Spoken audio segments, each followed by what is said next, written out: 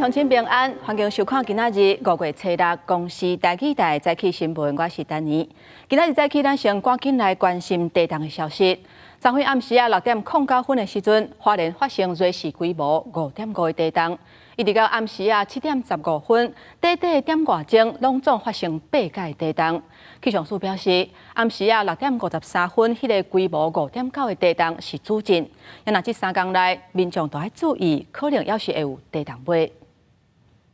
今次气画面摇摇海海，花莲较有名的景点李鱼潭就是影像记录到地球冰心的时刻。昨暗6点09分，东部海峡发生规模5.5的地震，尾仔阁发生几落变地震。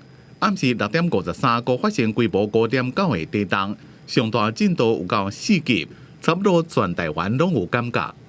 4级而已，很小啊。很小哦。对我们花莲人而言算很小。哦，所以会害怕吗？突然这样子2震2下？不会啊，习惯了啊。花莲1点钟内发生7变地震，震央拢伫咧东部海峡。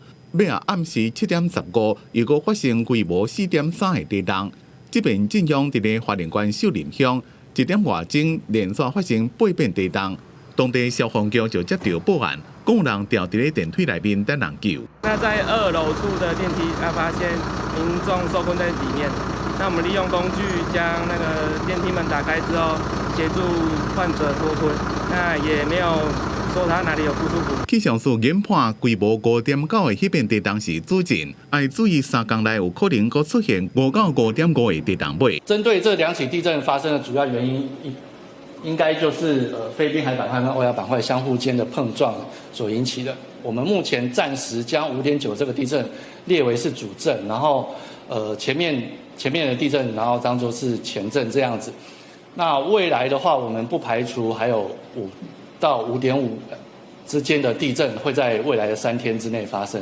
地震了，代替撞到phòng林之间，按照4级地震的规定，速度放慢驶。台北捷运甲机场捷运等铁路交通，伫确定无异常状况了，正常营运。不过民众普通时也是要注意突然间发生的地震。公视新闻综合报道。各位乡亲，咱做伙来关心天气。今仔日望景雨方面会影响咱台湾的天气，可能会连绵落雨、连绵好天。咱若无落雨的时阵，会较漚热。各地高温差不多伫28度至32度。咱来看温度。今仔日各地拢较会落雨，日时北部、东北部会有局部的短暂阵雨或者是雷公雨。其他的所在拢是侪云到好天，过头有的所在会落西北雨，各地山区可能会落大雨。若暗内各地开始会落雨，尤其伫咧中部以北、东北部甲东部都要注意，可能会上大雨。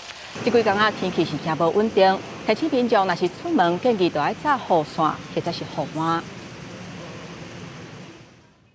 伫咧立夏这个节气，古早人伫讲立夏保老爸，这嘛会当讲是咱台湾的父亲节。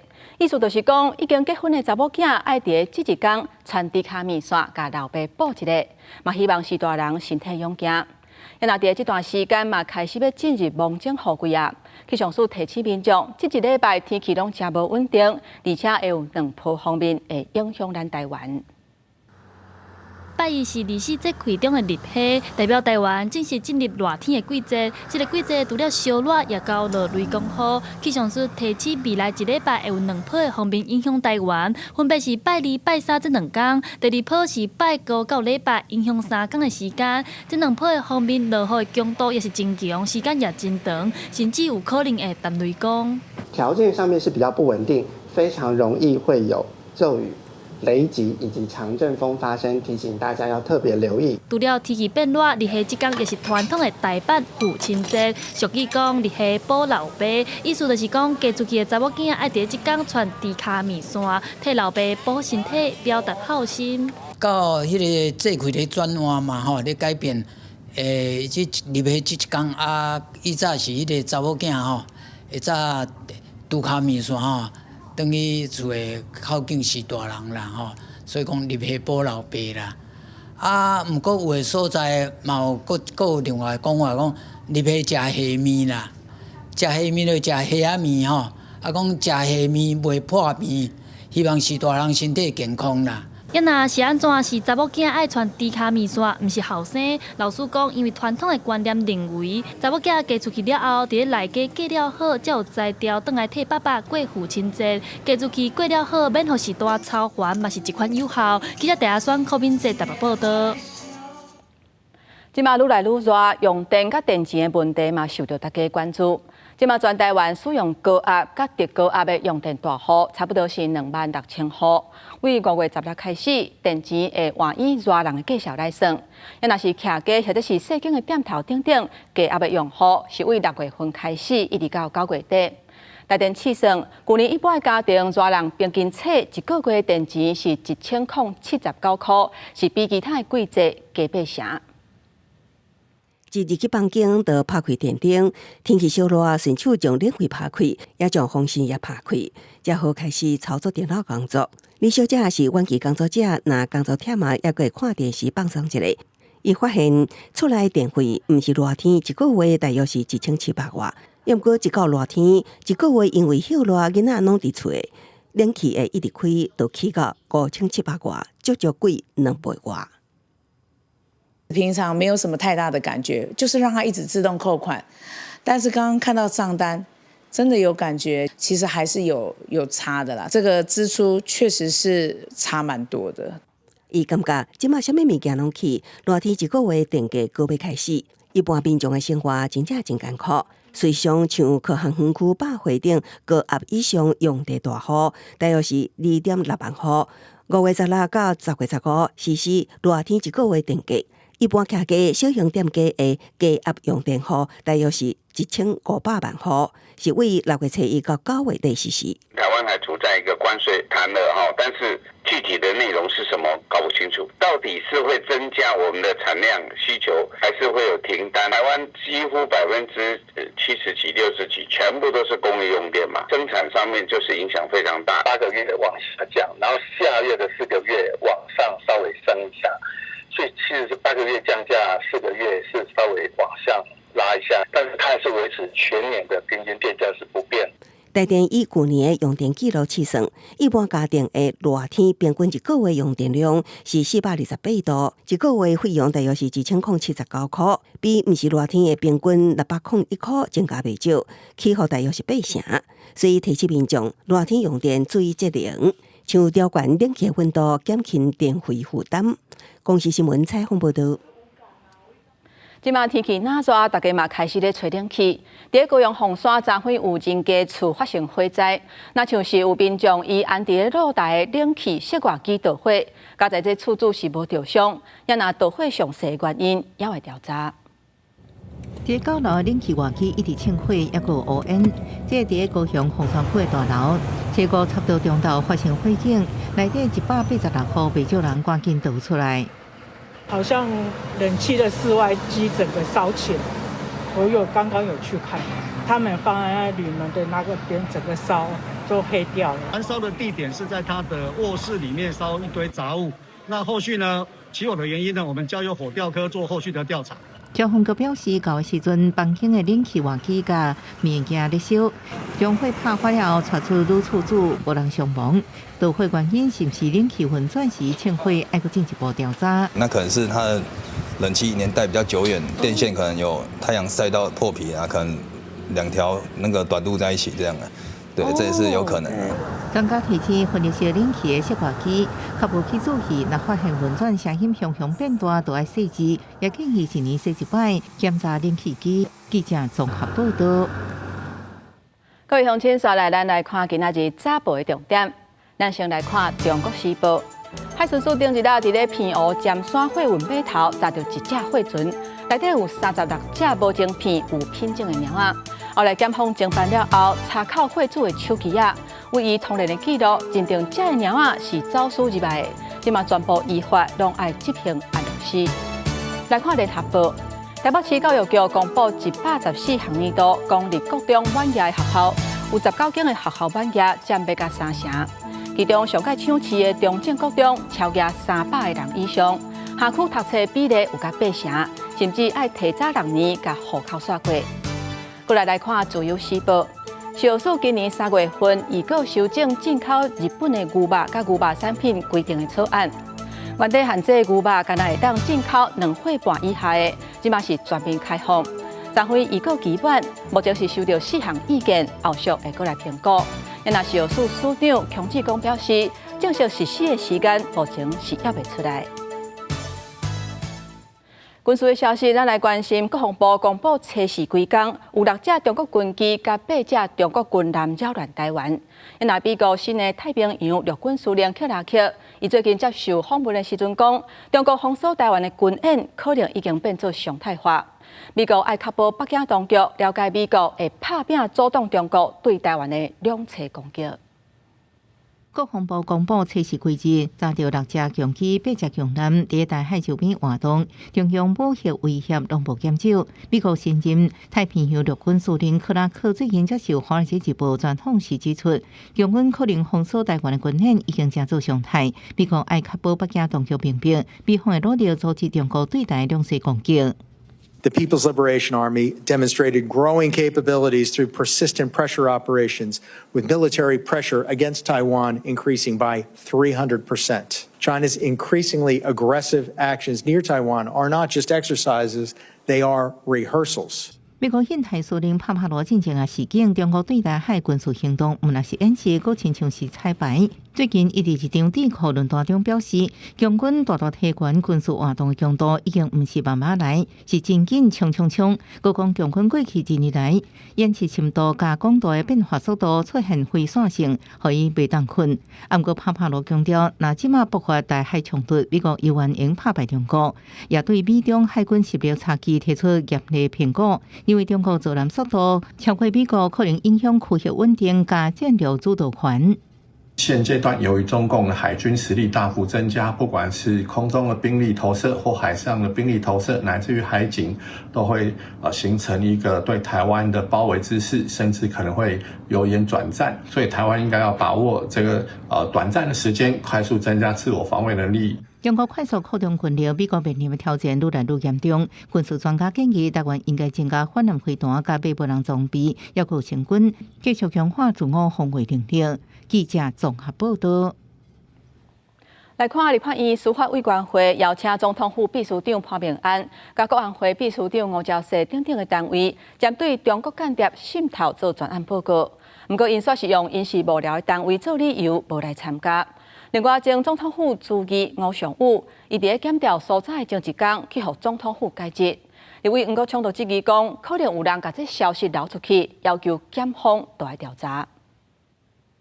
因为最近真正出现中国间谍案，立法院司委会初五各一届邀请相关单位进行间谍渗透专案报告。不过，总统府秘书长潘明安、国安会秘书长吴钊燮以无聊单位为理由无来参加。调委吴宗宪批评讲，国安会组织法第8条有规定，受立法院监督，因无来参加的理由，伊无法度接受。这次国会联络人有来找我，也有跟我坐下来聊。那他们的意思是，他们就拒绝过来。国家安全委员会。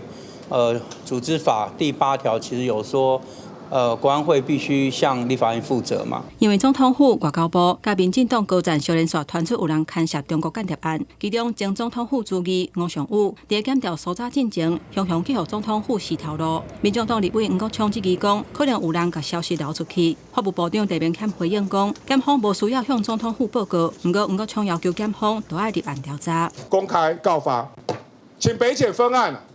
调查，总统府怎么知道的？有没有泄密罪的问题？有吧？有没有涉及到刑事犯罪？这有没有涉及到刑事犯罪？就是不敢回答哦。我那时候不敢回答，这就依法认定嘛。因为有前立委助理牵涉中国间谍案，民进党立委王义川关心讲，国会助理敢会当主动纳入揭秘查核的机制？那我立法委员，我认为我的国会助理有必要，我要纳入，是这样不行。目前没有法源的依据。5院除了行政院以外，其他4院都要4院自己有自己的这个特查的一些相关的办法。不过，昌也表态，外界认为讲间谍案的行动伤轻。不过，司法院刑事厅厅长李大仁回应讲，目前拢有伫法定的刑度内底量刑，敢爱提悬刑度，会尊重立法院修法的权责。央视新闻台北报道。来关心中国对台湾统战的消息。有媒体指出，官方发现中国会透过村里长、甲地方公庙以宗教交流等等的名义来招待民众去中国参访。若是组团，一个人头会当抽1000块，而且愈侪人抽愈侪。所以咱来听内政部甲法务部的回应。目前如果有任何这方面的事实依据的话，那我们大概就会去配合检调单位或者是国安单位来查查。宗教交流名义纠团之中，那拉一个人去可以拿1000块，那这个是不是有违法的？如果有犯罪嫌疑的话哈，那检察因为告诉告发哈，来启动侦办哈，那这种个案我就这个个案认定。进前在福建湄洲的马祖生，对方就邀请地方的公庙组参访团去中国旅游进行统战。内政部强调讲，有设去中国交流资讯公开的专区，表示相关的团体去中国行程应该公开，提供社会来检视。嘛提醒接受中国的招待，无算是正常的交流。继续来看，罢免国民党立委的团体，昨天新北、桃园、甲台中是拢送出第2阶段的联署书，其中台中罢免罗定伟的联署率是169.3%，是比布坤基较侪，成做全台湾的头名。有媒体就指出，罗清德总统可能会伫咧520就职满1年的时阵，罢免也就是罢免投票进程进行内阁的改组，应对7月份罢免投票甲立法院补选。也那行政院强调讲，这根本就拢是黑白要的。将一箱联署书送入新北市选委会，罢免国民党立委也原子团体找5到2届联署书，总共送出32236份。我们的团队有信心，不补件就可以顺利通过，而且全力迎向第3阶段。我是去年大家一票一票选出来的立委，我们都非常积极认真做事，扮演我们的角色。在桃园国民党立委辜富婷、万美玲、邱玉华的罢免团体是联合送件，分别造册48788份、41137分、甲33233份2届联署书，达成率是100%。不过辜富婷对于罢团的带头人夏建贴，希望应举办公开辩论。难道不应该透过一个更清楚的论述跟说明，让理由给更多的选民来做清楚的这个了解跟回应吗？其实公用的已经有在办了。另外，在台中部分，罢免国民党立委廖伟雄、黄建和、罗廷辉甲江启臣团体选择同一支送件。其中罗廷辉送件数达到法定条件169.3%，拍败进前布根基1届联署率，成做全台第1名。罗廷辉本人无出来回应，干来伫面册发文，呼吁选民爱坚定到无同意罢免。即马罢免的论调有平面媒体报道，罗清德总统要伫510就职1年了后，罢免投票进行内阁改组。行政院长杜荣泰未叮当，不过要启用论述强的个员转型做战斗内阁，也前可能伫7月进行的罢免投票甲了后的立院补选。不知道，请教一下卓院长好吗？被点名要承认的内政部长刘世芳无愿意继续回应。另外传出为副部长柯泰源、行政部长郭志辉、国防部长郭立雄、甲国发会主委刘庆清等，拢被列入名单。对相关的风声，行政院人士表示，行政院团队继续反映美国关税、甲国际局势变化对台湾的影响，也已经将特别条例草案送到立法院，希望朝野党团来支持。公视新闻采访报道。国际上要紧，咱要赶紧来关心耶路撒冷发布重要的消息。以色列安全内阁初5批准夺取加沙的计划，要采用武力的行动来摧毁哈马斯。哈马斯讲，因是拒绝以色列的施压甲威胁，也若等待解救人质，才会以色列的家属引起加路抗议，要求战争都要赶紧结束。以色列安全内阁透明开会，批准扩大对哈马斯军事攻击计划，包括夺取加沙并且占领这块领土。בקבינט והחלטנו על פעולה עצימה בעזה, זו הייתה המלצת הרמטכ"ל, תהיה הנאה של האוכלוסייה כדי להגן עליה. 内阁会议批准采取武力行动摧毁哈马斯，解救人质。加沙210万的人口将会被移除。咱兰野夫无讲军队将会抢占偌侪领土，因过强调士兵若入去了就袂过出来。就以哈马斯的官员讲，拒绝以色列的施压甲历史。العملية العسكرية يعني إيش ضل في البلد حاجة يدمروها أكثر من هيك。伫以色列抑搁伫咧等待连日倒来加速伫咧落的示威。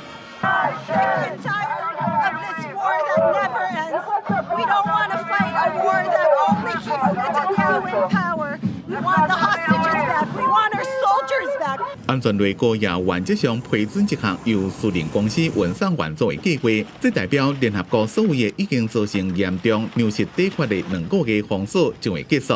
联合国对此表示，这项计划违反人道主义，未甲因合作。尾也有一位以色列资深安全官员讲，如果会议批准的计划就会等美国总统川普13讲16访问过了才会实施。对于哈马斯来讲，是达成新的停火加释放连接协议的机会。公司新闻黄文玲编写。我来关心中国贵州发生一件冰船的意外，有4只船伫咧溪流咧观光的时阵，却向透风到大雨，这4只船全咧规个拢冰起，造成10个人死亡，70个人受伤。中国当时5一长假期间，真侪民众安排出去佚佗，贵州省却不幸传出意外。位伫黔西市的一个风景区，测试下昼原本有真侪船伫河流中进行观光行程，河面上却突然考起大风大雨，造成4只船冰船，84人跋落水。当局出动消防团队展开搜救行动，为礼拜日下昼一直继续到假长假载起。我们总队84车248名指战员赶赴现场，其中包含了83名潜水员。然后24艘舟艇以及16台水下机器人前往来作业。搜救人员透明进行水下作业，不过河水伫半暝零见度增加，加上冰船变形，搜救真困难。一直到拜一中昼，最后一名失联者互找到已经死亡。这件事故总计造成10个人死亡，70人送医治疗。公司新闻由派准编译。今仔日国际上还有啥物大代志？超过乡亲咱做伙来看世界。美国众议院通过2项决议，修正《台湾保证法》甲《台北法案》，强化台湾参与国际组织，也有台美经济甲安全的合作。提案的众议员表示，美国无认同中国乌白解释联合国2500号的决议，支持台湾参与国际社会。来看当地印度访问的日本防卫大臣中国元，初五伫新德里甲印度的国防部长申请来会谈，要深化日本甲印度的防务合作。双方会扩大军事的联合演训，嘛定期举办防卫战略的对话。来看孟加拉的首都卡达，拜六爆发大规模的示威，有几啊千个伊斯兰基本教义派团体去路顶抗议，强烈反对要确保以穆斯林为主的女性得到平等权利，特别是财产继承权法律改革的建议。因认为讲，这甲伊斯兰教法是矛盾的。而且少数的族群嘛讲，因感受到恐吓的压力，烦恼社会气氛会愈来愈保守。镜头转来咱国内，去年年底的时阵，有一个姓柯的负责人，因为甲因男朋友冤家，伊煞带因6个月查某囝行地路，伊甲囡仔灌毒品，造成这个囡仔脑部的伤害。检方调查发现讲，这个红婴的体内有验到高度真高的毒品。经过了后，甲这个负责人以挑工对児童犯杀人未遂等等的罪嫌来起诉，而且可能会去判12年。员工一直伫看荧幕，嘛有电话回答。通知家防中心负责处理的，拢是甲家暴、性侵有相关。去年12月底，也有接到重大儿童虐待案件。医生通报未满6个月查某婴，又验出毒品反应，体内有甲基安非他命，每毫升有46000外奈克；安非他命每毫升有9860奈克。经过检方调查，认定红婴的姓柯妈妈涉嫌持毒，进前甲人起诉，具体揪处12年的重刑。被告涉犯对儿童故意犯杀人未遂及强制使人使用毒品等罪嫌，于近日提起公诉。检方调查涉案的妈妈，因为甲查某朋友冤家情绪失控，要带查某婴做伙走，毋知强灌毒品，造成囡仔有脑病变质的伤害。另外有囡仔甚至还未出世，都受到毒品的摧残。因为我们的法律有规定说，你怀孕超过5个月，那就不需要关，你生产之后再关。毒贩甚至于会用这个理由去吸引女性吸毒，说没关系，你只要怀孕就不用被关。监察院发现，国内有验毒的妈妈利用有薪都唔免去关，所以督促法务部修法改善。去年11月，新竹有一个妈妈哪食毒哪饲母奶，造成3个月婴儿因为安尼中毒死亡。那么小的女婴的话，其实她很多器官还在发育，尤其是她脑部组织还在发育，所以她比成人更加脆弱、更加危险。在脑部，她可能会有一些脑部的病变，包括可能会出现症状，包括什么意识不清啊、抽搐，未来也会影响那个智力的发展。无论新生儿还是也未出世，医师示警，若是避免染毒，拢会严重冲击健康，影响智力的发展。记者综合报道。上新的消息要来关心台南安平，昨昏暗时7点外的时阵发生一件车祸，有一台当咧出勤的警察车，甲一只多元客运车，伫永华路甲玉平路的路口相撞。这只警察车的头前是规个弄甲密密麻麻。这个车祸嘛造成3个警察、客运车的司机，也有2个乘客，拢总6个人受伤送病院。不过，加在这6个人意识拢真清楚，送病院了后是无啥要紧。因那详细车祸发生的原因，也要调查甲厘清。救护车赶到现场，甲受伤的警察甲民众送病院。这台警车甲白色的轿车相撞，车零件也甲规涂骹。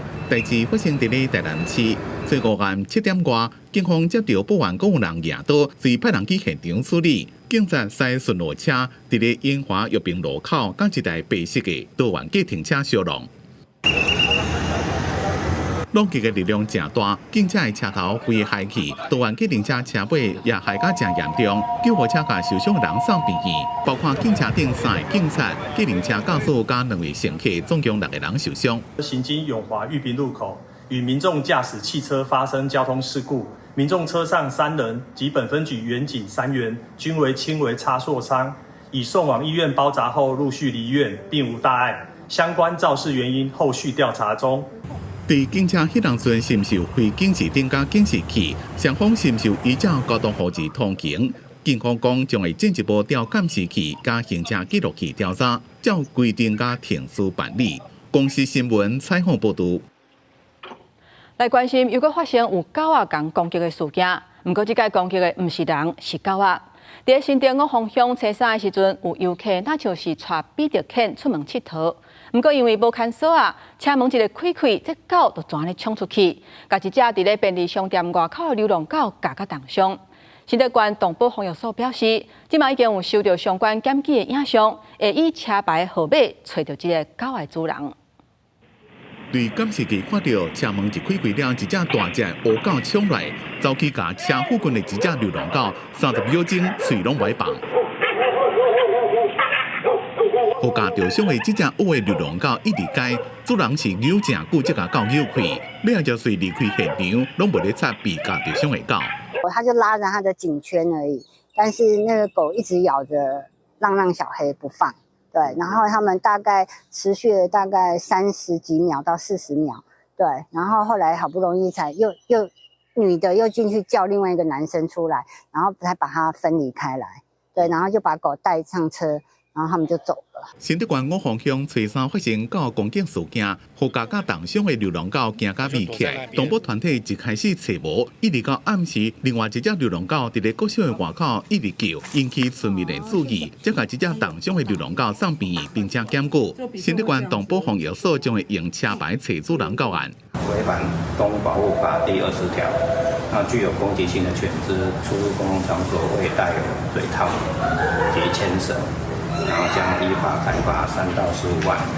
那使动物受伤将依动物保护法第6条使动物受伤，然后开罚3000到1万5。好加受伤的小黑，包括腹肚甲下体附近真侪所在切壁伤，清创了因为无法度放尿，搁再送病院倒尿。防疫所讲，若是小黑的情绪加重，或者是造成死亡，罚款会搁再升悬。甲小黑送病院的动物协会讲，会甲医疗收据留来。对迄个公主人要求赔偿。公司新闻采访报道。即马伫人民车顶悬的诈骗是真多，最近就有一寡学画图，或者是恐怖交流等等的社团，发现讲拢有诈骗集团秘伫内底。警方嘛呼吁民众，若使用网络也是社群，都要特别注意。无论是回答执行长吴仁芬，也是国内财经的专家，几个届拢去互诈骗集团偷用因的身份，伫 Meta 放假的广告。这种共怪的手路，持续存在伫社群内底，而且即马佫出现新的步数。为学画图、恐怖的交流到公益相关，各种人面册的社团拢去互诈欺的嫌犯偷走入去，就像拍网共款，发信息互一大堆人骗人来投资。根据警方分析，不法集团会渗透甲人拐钱，是因为锁定社团的成员有三大特性。他呢，人生经验还有财富都已经累积到有相当的这个实力。那接下来呢，他可能生活上、心灵上呢，就比较无聊，所以他会上网去学一些画画、公益群组啊，心地善良，然后现在容易被诈欺集团锁定。警方接到愈来愈多这种的通报。诈骗的成员会惊做是真出名、正管的协理，互相交代了后，就讲所谓货币未来会真做趋势。因公司已经开始布局，鼓舞对方赶紧入场，投资太大笔来趁钱。加在当事者有查证，才无踏入陷阱。跟证交所通报，也跟刑事局通报。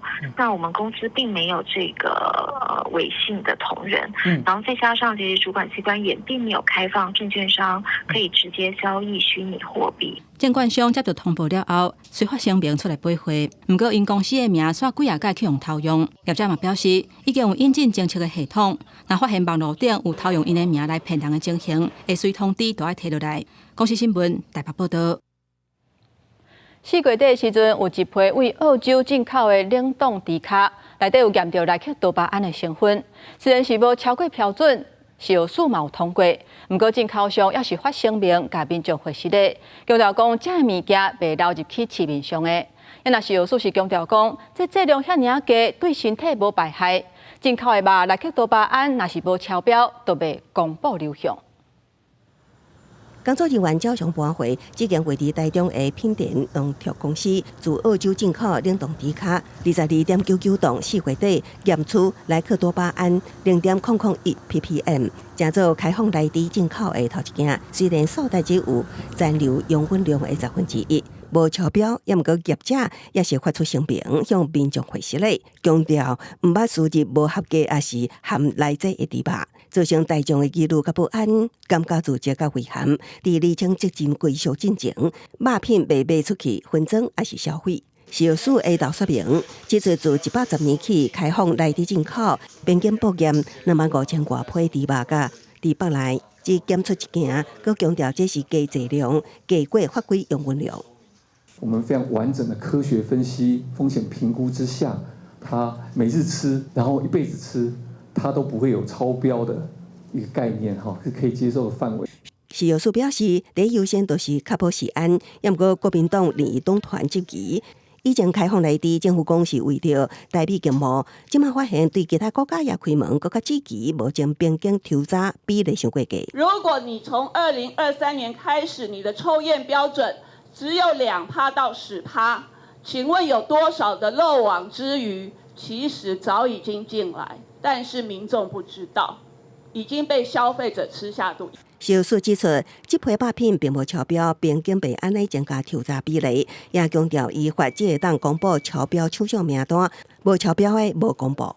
政府依法行政，如果没有授权说，他有验出来，那我就必须要公布他，这个很困难做这件事情。我想这是政府依法行政最基本的，我们信赖保护的原则之下。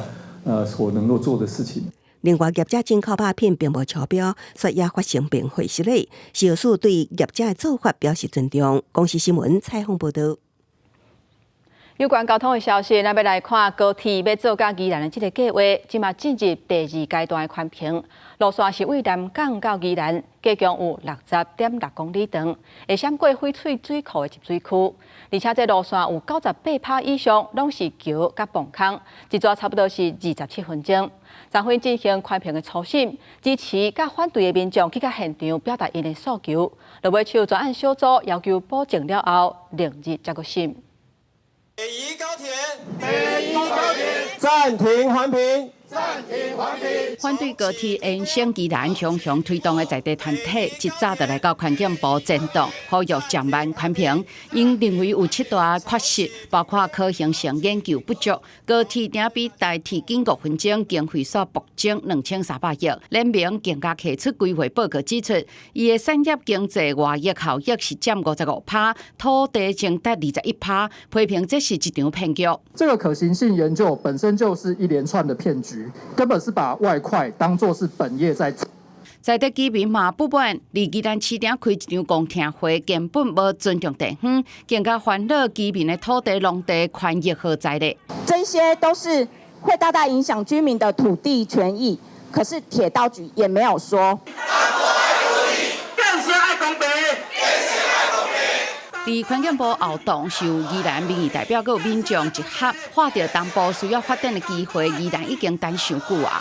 所以人听你讲的就是讲，今天不做，明天会后悔。咱宜兰要变做一个进步、现代化、方便、好的城市，安尼大家讲好唔好啦？好。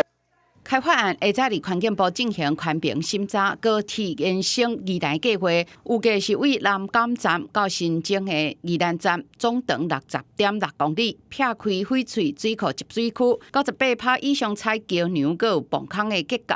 交通部重申开发的必要性，还可以来均衡地区的一个发展，而且带动宜兰县的产业还有常住人口一个成长。交通部铁道局指出，高铁延伸宜兰行车时间27分钟，台北花莲行车时间卖当为140分钟减少到90分钟。有关土地取得离西部开发的时阵有丰富的经验，在西部高铁拢会当看到青零零的田，显示高铁甲田是会当共存的。公司新闻林建梅朋友做台北报道。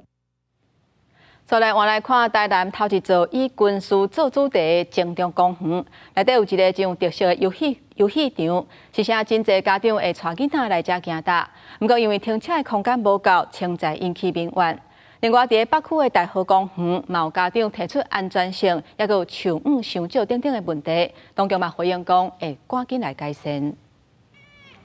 主题游戏场内面有创园区，囡仔参加花头戏面，但是政府开1500万，替东区打造专区头一个军事主题的精中公园特色游戏场，请真侪亲子来体验。不过因为公园附近有百货公司甲建案，停车位本正都无够，家长带囡仔来，反映无车位停，无人位停踮公园边，互人检举，民用5万通设挂停车空间。市府利益良善，去设置很多的这个特色游戏空间，但是也要去整体的规划附近的这个停车的空间及状况。交通局会在后甲一路的路侧空间先来会设机车停车格。那后续的话，本周3预计也会由副市长来率领相关单位来全面检视停车问题的。目前全台南拢总56座特色公园，市府近来开放北区的大河公园特色游戏场，以客轿做造型。平常日嘛有真侪亲子家庭来遮耍，家长是反映这个公园早晚的所在上少，日头大会伤黑，囡仔耍袂久。佮有家长是质疑，厝流廊下面铺的是细粒石啊，惊互囡仔跋倒刺伤，因建议市府做通盘改善。可能还要铺一些安全的措施啊，不然像小孩子如果真的有掉下来还是怎样，那就真的另当别论。旁边的措施就要比较完善一点。小朋友溜滑梯的话，太阳底下真的是蛮烫的。之后活动范围就很小。其实这个不是叫碎石子啦，我们用的是砾石，它是圆角，它并没有锐角，并不会割伤小朋友。它在维护上很方便。那第二个呢，所以它在那个安全防冲的耐性，相对地电还要好，甚至好上2倍以上啦。北区公所回应大河公园游戏场伫设计进程，不邀请家长甲囡仔做伙参与工作坊，嘛带队去高雄屏东观摩。针对夜晚的部分，区都强调按算画地进程会加设好势，嘛加会设相关的警示标志，互囡仔有安全欢喜的佚佗环境。记者从台南采访报道。来看高雄真出名的烘肉店探做麻里高米店已经开13年啊。不过因为即马店租一直咧扭悬，为去年7月份50万起到196万，今年阁要起到360万，业者实在是挡袂牢，决定卖阁租啊，做到6月22日。都卖厝的中人分析讲，这租金的介绍根本就超过当地行情，有可能是这地主有建商的背景，嘛有可能有其他的暗算。规岛等要烘的食材，搁加炭火芳，看到真好食款。开业13年的炭佐玛丽高米店是这个品牌伫高雄第一间分店，人客榻榻店，即马煞因为起厝租特别休业，多少还是会有点可惜吧，因为毕竟它真的就在这边也开蛮久了。高米店当年开2亿装潢，因贵甲厝主签长约，月租金是50万。土地2021年换人了后，旧约去年6月到期，新厝主7月开始起厝租到196万，改1年一签。产业表示勉强拍平，今年租金一群起价360万，起价幅度超过8成。房东认为租金超过当地一般的行情。以店面来说，跟去年同时期比，约莫上涨有1成的空间。然后租金的话，这个单坪行情大概1500到2000上下，但是比较热门的区段的话，有到将近3000的单价。既然城济的美术馆地区这几年的房价厝租一直起，根据了解，地主是出名建设公司董事长，以个人的名义买房中之约，得到土地时阵应该已经做好中长期规划，起租金可能得考虑是不是符合投资效益。这真的是一个很难的决定。台南的园区目前也有职缺，那就是依每一位同仁的意愿去做安排。在梦时代没有要，所以说距离的话应该也不是问题。高米店对内公告要营运到6月2日，目前店内差不多120个员工，依照意愿安排到高雄其他分店，也是到台南园区工作。业者表示，若是调到台南，会提供半年免费的宿舍，确保员工的工作权未受影响。记者综合报道。同款是高雄的消息，高雄的寿山动物园是咱台湾高山仔的生态地。这个高山仔若是看到塑胶鹿啊，都称在认定有物件通好食。顶礼拜有民众挑工摕塑胶鹿啊来甲这个高城，专家甲动物园都呼吁民众，这个物件都要收好势，若无狗若是来抢，可能会变做双方拢着伤的局面。而且若是伤害乌白人这的野生动物，上当会罚款75000。手赶塑胶鹿仔的家长当囡仔的面，疑似摕物件弹狗，狗差一点冲过来拍人。有游客车衫伫高雄寿山动物园看到一个男性一直让互塑胶鹿仔去引的狗，教小孩子就坏了。不应该去好像骚扰他们，因为他们的生存空间就是在这个地方。民众认为大人是错误气犯，寿山动物园伫个台湾高山仔车地内底，园区甲周边常常有狗出现，游客哪行哪食，甲部分民众乌白乱饲，互狗养成塑胶鹿仔等于食的认知，一看到游客有塑胶鹿仔，就想要挖过来抢。宣导说民众他们不干扰、不接触，然后不喂食动物。然后，当然他们如果有些人他们进到园区来活动的时候，他们也希望说能够带一些小点心啊、一些饮食之类的。我们也会在我们的园区的宣导里面会请民众他们要把他们自己的食物把它收好。为着防止人狗因为是要起冲突，动物园内底除了设个示牌，提醒民众食唔通放外口。游客中心嘛提供防狗的袋仔，互民众会使将塑胶鹿仔还是食的装入去袋仔内底，避免哄抢。影片中的猕猴，它会先展示出威吓的这个状况。那威吓其实就做好3件事情，第一个就是闭上嘴巴，不要看它，然后尽速离开即可。我们其实不需要去做这样子去要攻击的动作。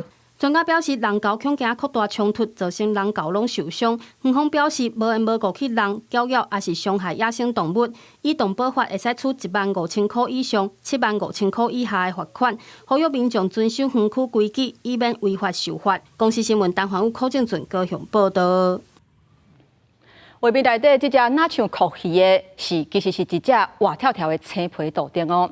在高雄，青皮杜丁的问题，即马是愈来愈严重。有民众去大庇湖运动，看到一只哪像酷鱼这尔大只的青皮杜丁，这个画面放起伫网络顶，有不少民众拢讲实在是伤过喊。因为大庇湖是观光景点，烦恼有民众会去惊到，所以农业局就随派人透暝去掠，想袂到一暝尔就随掠到10只，其中有2只分尸长是要甲1米半。民众假日时来到大庇湖散步运动，却雄雄看到一只青杜丁趴伫咧路边，因为体型实在真惊人，袂输是细只酷鱼同款。这画面放伫网络，遂引起大家讨论。因为青杜丁家己有水的所在，高生态佫无天敌，即阵伫大庇湖发现这么大只的青杜丁，也有人对当地生态感觉烦恼。打电话给消防局啊，或者因为我觉得可能消防局他们很像也有在抓这个东西，因为其实绿叶蜥不会随便攻击人，那除非是你去动它，它也是很怕我们人类，所以它也是会跑着走，所以基本上你也不用担心，你不要特意去伤害它。看到车道顶爱通报倒一个，但规民众无解清楚。农业局为了要避免民众惊吓，透暝派出专业人员去抓，一暝都抓到10只，其中有2只体型有1米4长。农业局表示，今年目标是抓24000只，较单已经抓6193只。目前已经有626位的民间拉人完成训练，有3组专业团队到抓车道顶。民众若是发现，会当卡1999通报。因历练期白天活动力较强，若未捕捉到，会另组团队进行夜间巡捕。针对通报热点，除由团队进行例行性的巡查捕捉外，本次训练合格猎人也可协助捕捉。农业局讲，根据统计，目前通报发现车道顶上济头3名是沼情、仁武甲林园区。你若是通报热点，应对加强定点巡查，安排专业团队去抓。记者柯家族赵阳高雄场报道。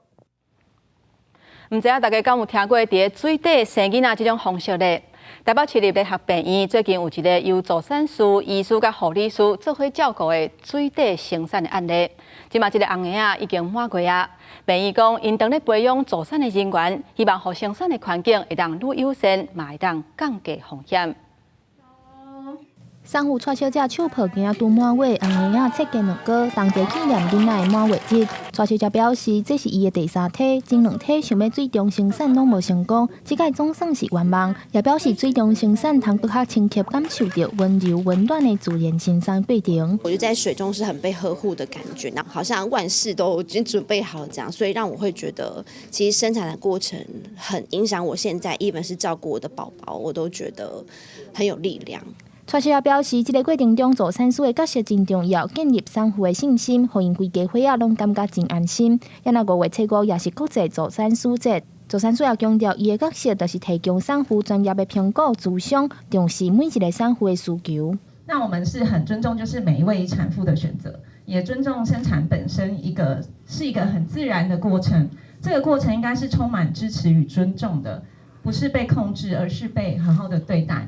我觉得孕妇要有一些自主权，所以我们第一步就是希望以后的生产都是要有生产计划书的，也就是说，这个所有的生产应该都是在孕妇跟这个医师跟助产师一起，还有护理师一起的讨论之下去做的，让这一件很神圣的一个任务呢，能够在一个非常的这个大家都能够接受的一个状况之下来做，而不是偏向于哪一方。因为部分水动生产拢是伫产妇的厝内进行，这届生产是台北市立联合病院头一个联合助产师、产科医生、护理师3方共同照护咧病院进行生产。联合病院也表示，互产妇有自主权是未来助产师和病院合作的核心目标。目前也积极培育助产人员，希望把这种共同照护的模式，通建立友善的环境，降低生产的风险，互产妇感受到满满的支持。记者张家丽、曾俊佑台北报道。来关心，为着要减轻护理师的负担，甲护理的人才留条例，台北荣总为113年开始使用智慧型的系统，用来确认癌症、化疗等等高风险的药啊，感受正确，也有爱注射的量。若是这工作量有可能就会当减派一个护理师。另外，因嘛用 AI 倒写护理记录，这当提升效率，嘛当缩短护理师因交班的时间。扫条表就知影病人咧治疗的过程爱注偌济量的药啊，显示各种药啊使用的顺序。因为癌症的化学药啊较高风险，用药啊的流程较复杂，普通时啊咧替癌症病人把关用药需要2个护理师来确认。即马有一个智慧型碰系统，一台机器和一个护理师就通完成。机器呢就跟我的电脑2个连线起来，也就是我的系统已经告诉了这台机器。这个药物要注射的它的 pump 的 rate 跟 volume 就是它的剂量，还有它的速率是多少。那我只要呢我自己跟机器2个人就好，不需要再找另外一个护理师。台北荣总表示，这个智慧型碰扑系统自113年开始应用伫癌症的照护，未来也希望通开发其他急症、重症高风险的药啊，自行放入去智慧型的碰扑系统，提高使用的涵盖率。除了提高安全性，也希望减轻护理师的负担。从这边用 AI 小帮手的方式，它可以是针对我们刚刚做的护理评估，去帮我们一键生成护理记录。护理所饲一个 AI 斗3工，就通针对入院的病人做检查、写护理记录。台北荣总表示，因咧写一个新病人的护理记录，平均1份需要7.5分钟，用 AI 来斗3工，护理人员佮检查，干那需要1分钟，效率提升加多。我们实际上，我们平均我们医院里面大概每一天差不多330位的新病人入院，我们大概可以节省6.5分钟左右，算起来会差不多是4.5个护理师。台北荣总护理部表示，提升写护理记录的效率，也通缩短护理人员交班的时间。另外，前一阵仔全台急诊踢店，护理师无够是关键因素之一。台北荣总表示讲，欠护理人员唔但是台湾的问题，也是全世界病院真严重的挑战。结合科技辅助医疗是趋势，透过 AI 来帮忙，会当减轻护理师的负担，也通创造完善的医疗环境，留住护理人才。记者梁家嘅曾俊佑台北报道。继续，咱我来看瑞士甲意大利的研究团队，因甲做电路的师傅甲食品的科学家合作，因研发出一款会当食的机器人机能膏，而且这机器人还佫会叮当哦，连电池还佫有规个机能膏拢会当食。机能膏顶悬的机器人，甲另外一个机器人不是摇手甲头，规个分类机能膏顶悬的造型真特别佫有路。虽然人会当家己叮当底座 LED 灯会发光，是用充电电池供电，不过这个材料毋是真正的电子器材，是食品做的，几粒机能膏拢会使食落腹肚。The dancing bears are made of gelatin, especially designed gelatin that has very good flavor and consistency. They have inner tubes that can be pressurized by a pump. It's like a system of arteries in our bodies and the heart. 这条机能膏是由 EPFL 洛桑联邦理工学院、意大利理工学院的研究团队甲洛桑饭店管理学院的高点师傅以及食品科学家共同开发制作，是用鱼酱甲糖浆做的软糖啊，颔管甲手会当叮当，互两只鱼会当受染。底座 LED 蜡烛是由维他命 B2 抑个合配素、活性炭加乌巧克力豆所做，会使食的充电电池供电。这原来是全球头一块会当食的充电电池。研究团队望用这个会当食的电子器材代替传统的产品，解决当年生产4000万吨电子笨手的问题，佫会当用这个机器人做环境监测。So we are developing fully biodegradable and edible robots that could be used for monitoring environmental properties. For example, the pollution of waters, the quality of soil, or the amount of pollution in the canopy of forest. 研究团队目前也佫用会当食的电子产品做基础，全新研发会当应用伫个制作监测人体健康的智慧药丸啊，用来追踪人体消化进行的 pH 值监测器，也是压力监测器等。也希望这个机器人会当伫使用寿命结束了后，也佫会当为自然界的动物提供营养，真正拢无拍算。公司新闻，陈思彤编译。天气报你知，来看今仔日各地温度。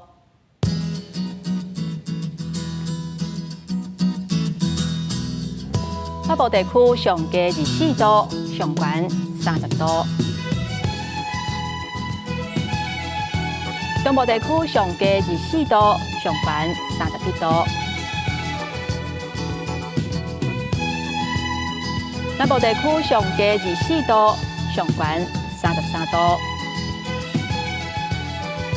北部地区上低24度，上悬29度。咱来看外岛地区，22度至29度。感谢乡亲收看今仔日早起新闻，我是丹妮，明仔载同这个时间，咱再会。